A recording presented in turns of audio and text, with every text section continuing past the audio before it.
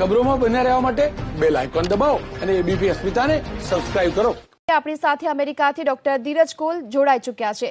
धीरज कोल, आपको क्या लग रहा है कि यूके में जिस प्रकार से तैयारी हुई है, ऐसे में क्या अलग 15 दिन में टीकाकरण शुरू हो जाएगा और कंपनी का जो क्लेम है और सर्टिफिकेशन प्रोसेस हुई है वो फुल प्रूफ है या नहीं? नमस्कार, thank you for having me on the show. UK में एमएचआरए ने ऑलरेडी अप्रूव कर दिया है। उससे पहले इंडिविजुअल पैनल ने रिव्यू किया था। एमएचआरए वहाँ की हेल्थ रेगुलेटरी बॉडी है जो दवाइयों की एफिकेसी और सेफ्टी देखती है। उसने काफी विग्रस प्रोसीजर के थ्रू इसको रन किया और उसे अप्रूव कर दिया। अगले हफ्ते से हम एक्सपेक्ट कर रहे हैं कि यूनाइटेड किंगडम में वैक्सीनेशन फाइजर BioNTech का शुरू हो जाएगा।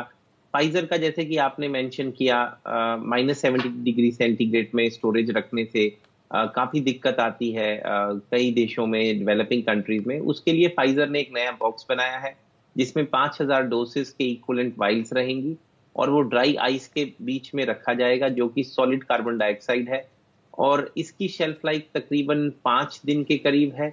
मतलब जैसे ही आपने ड्राई आइस के बॉक्स से निकाल के रेफ्रिजरेटर में रखा तो 5 दिन, और उसके बाद रूम टेम्परेचर पे कुछ घंटे में वो डीनेचर, बिकॉज प्रोटीन बेस्ड है, mRNA बेस्ड है, तो चेंज हो सकता है। तो एक ये इसका इशू आ रहा है। लेकिन अमेरिका में भी 10 दिसंबर को मीटिंग है FDA की और CDC ने भी रिकमेंडेशंस दी हैं। लेकिन मोस्ट लाइकली अमेरिका में भी अप्रूव हो जाएगा और 11 तारीख से इसकी डिलीवरी शुरू हो जाएगी। 12 और 13 से ये वैक्सीनेशन का प्रोसीजर शुरू हो जाएगा।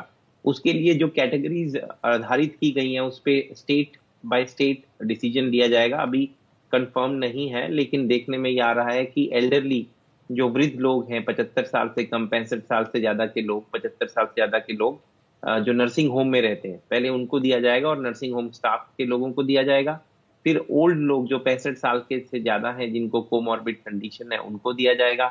हेल्थ केयर वर्कर्स को दिया जाएगा, फर्स्ट रिस्पॉन्डर्स को दिया जाएगा। फिर यंगर जनरेशन 65 साल से कम, जिनको हेल्थ प्रॉब्लम्स नहीं है। तो एक स्टेप बाई स्टेप पैटर्न में जाएंगे, क्योंकि बहुत कमी है वैक्सीन की, इसलिए प्रायोरिटाइज करके सबसे हाईएस्ट रिस्क को पहले दिया जाएगा, जिनकी मोर्टेलिटी ज्यादा, जिनकी डेथ होने का चांस कोरोना लगने से बहुत ज्यादा है। यहाँ पे दूसरी वैक्सीन जिसका नाम है मॉडर्ना, उसका भी FDA अप्रूवल 17 दिसंबर को आने की पूरी उम्मीद है। वो दवाई थोड़ी सी ज्यादा इजियर है डिस्ट्रीब्यूशन और स्टोरेज में, बिकॉज -20 डिग्री उसका तापमान है और 30 दिन के करीब उसकी शेल्फ लाइफ है और 12 घंटे रूम टेम्परेचर पे रहती है। और कॉस्ट मॉडर्ना की तकरीबन $50 पड़ती है, $25 की एक वाइल, और फाइजर BioNTech की $20, $20 की एक वाइल, $40 की टोटल वैक्सीनेशन। लेकिन ये जानना जरूरी है कि फाइजर और BioNTech के पास 7 मिलियन कॉपीज हैं और मॉडर्ना ने 20 मिलियन कॉपीज बनाई हैं। और अमेरिका में हम एक्सपेक्ट कर रहे हैं कि जॉनसन एंड जॉनसन की भी जो वैक्सीन स्टेज 3 में है, वो भी अपना इमरजेंसी ऑथराइजेशन यूज के लिए फाइल करेंगे, और एस्ट्राजेनिका भी यूएस में करेगी। और यूके में एस्ट्राजेनिका को बहुत क्लोजली रिव्यू किया जा रहा है। कोई बड़ी बात नहीं है कि अगले 2 हफ्ते में उसका भी रिजल्ट आ जाए और उसका भी अप्रूवल हो जाए। और एस्ट्राजेनिका क्योंकि सीरम के साथ टाइड अप है, बहुत बड़े तादाद में पूरे प्लेनेट की 7.8 बिलियन लोगों जो पूरे धरती पे रहते हैं, उसमें से तकरीबन 2 बिलियन लोगों को एस्ट्राजेनिका मिले, इसके लिए कोवैक्स काम कर रही है 2021-2022 तक। और एस्ट्राजेनिका से बहुत लोगों को उम्मीद है, इंक्लूडिंग इंडिया, क्योंकि India serum institution of India उसको मल्टीप्लाई कर रहा है, बना रहा है। डॉक्टर, यूके की बात होगी, अब बात अमेरिका की करें तो वहां कब से टीकाकरण शुरू हो सकता है और वैक्सीनेशन को लेकर अब डोनाल्ड ट्रंप इतने उतावले क्यों हो रहे हैं? देखिए, वैक्सीनेशन यहाँ शुरू होने का हम लोग एक्सपेक्ट कर रहे हैं कि 12 तारीख और 17 तारीख के बीच में शायद इनिशियल वैक्सीनेशन का ड्राइव शुरू हो जाए।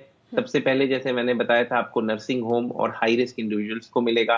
लेकिन वैक्सीनेशन को रोल आउट करना, उसको एडमिनिस्टर करने के लिए जो इंफ्रास्ट्रक्चर है वो ऑलरेडी तैयार किया जा चुका है।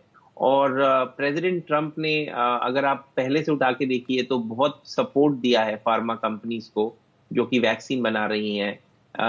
रैप स्पीड नाम की एक ऑर्गेनाइजेशन क्रिएट की, $10.8 बिलियन कंपनीज को पैसा दिया एडवांस में, ताकि वो चिंता ना करें, अगर उनकी वैक्सीन नहीं बनी तो नुकसान नहीं होगा, सरकार उठाएगी।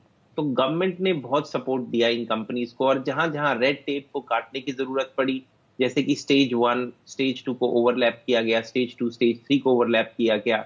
जो अमेरिका में रेड टेप बहुत कम है, लेकिन जो भी है उसको भी काटा गया, क्योंकि 4.5 साल से पहले आज तक कभी कोई वैक्सीन नहीं बनी।